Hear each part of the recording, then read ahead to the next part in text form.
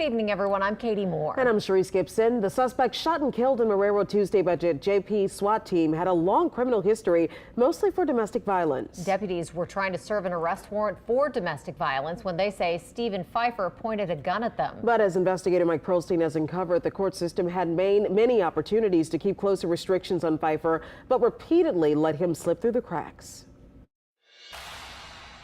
When a gun-wielding Stephen Pfeiffer was shot and killed Tuesday by Jefferson Parish deputies, he had 2 open criminal cases for domestic battery in New Orleans, and marshals were trying to serve an arrest warrant for a 3rd. Court records show Pfeiffer's history of violence goes back much further than that. This gentleman has a 31-year history of domestic violence from Wisconsin to Louisiana.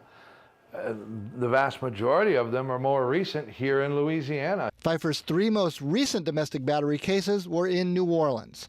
Court records show he was ordered to complete a 6-month domestic violence program after pleading guilty in the first, only to be released from the program after only 2 months. Then, after new arrests in 2023 and 2024, he was released on bail in order to wear an electronic ankle bracelet with protections for his accusers. But records show that on June 28th, those restrictions were removed. Matt Dennis of the electronic monitoring company ASAP was ordered to remove Pfeiffer's ankle bracelet. For 3 months, it worked.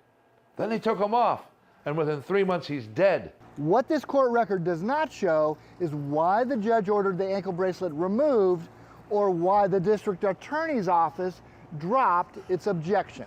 In fact, just months earlier, the DA's office filed this motion to detain the 55-year-old Pfeiffer without bail, guided by the court's own assessment that rated the defendant as the highest possible level of risk.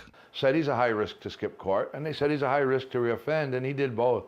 Almost immediately upon being removed from our program. Pfeiffer's arrest reports are littered with red flags, allegations of punching, dragging, strangulation, and access to guns.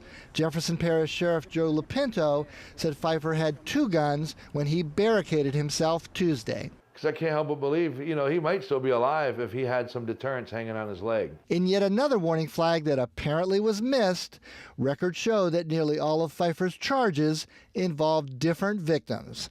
Mike Perlstein, WWL, Louisiana. Judge Rhonda Good Douglas ordered Pfeiffer released from that ankle monitor. She was presiding over a trial today and was unable to comment. We have not heard back from the DA's office yet.